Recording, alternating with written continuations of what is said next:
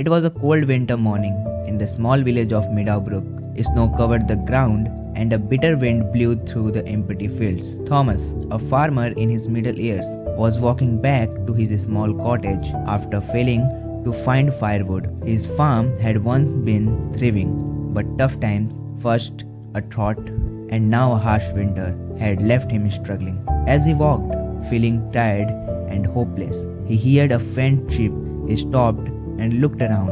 On the snow, he saw a tiny sparrow, shivering and barely moving. Poor little thing, Thomas said softly. He gently picked up the bird in his rough hands. You won't survive if I leave you here. Thomas brought a sparrow home. His wife, Margaret, glanced up from the small fire she was standing and asked, What's that? A sparrow, Thomas replied. I could not leave it out there to die. Margaret sighed. Thomas, we barely have enough food for ourselves. How will we take care of a bird? Thomas looked at the sparrow, its small body trembling. I don't know, but I can't let it die, even though they had little. Thomas and Margaret decided to help the sparrow. They called it Sparky and made a small nest near the fire. They fed it tiny crumbs from their already limited foods. In the weeks that followed, Sparky grew stronger. It chirped happily and flew around the small cottage, bringing a sense of comfort to the couple. One cold evening, there was a knock at the door. Thomas opened the door to find a stranger, dressed in a hooded cloak, standing in the snow. The man spoke in calm, deep voice. I am a traveler, caught in the storm. Can I stay here for the night? Thomas hesitated. They had little to share, but he could not turn the man away. Come in, he said. The traveler entered and noticed Sparky perched on Thomas' shoulder. He smiled and said, Not everyone would save a bird like that. That night, the traveler told a fascinating story about distant lands. He spoke with wisdom that surprised Thomas and Margaret. Before leaving, the man said something unusual. Kindness is rare, he said, but when kindness comes with no expectations, it brings miracles. Before Thomas could reply, the man stood and said, Thank you for your hospitality. You will be rewarded for your compassion. Then he left, disappearing into the storm. Strangely, there was no footprint in the snow.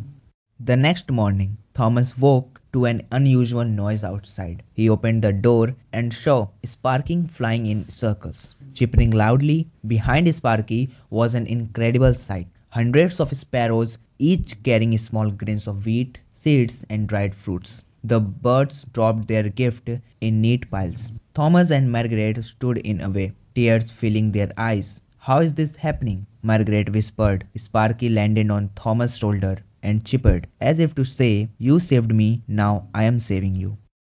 The villagers heard about the sparrows and came to help plant the seed in spring. To everyone's amazement, the crop grew stronger and healthier than ever before. The once barren farm became full of golden wheat, fruit, and flowers. Thomas and Margaret shared their harvest with the entire village, making sure no one went hungry. One evening, as Thomas admired the fields, he heard a familiar voice behind him. I told you, kindness brings miracles. Thomas turned to see the hooded traveler, but this time the man glowed with light and looked peaceful and wise. Who are you? Thomas asked. I am a messenger, the man said.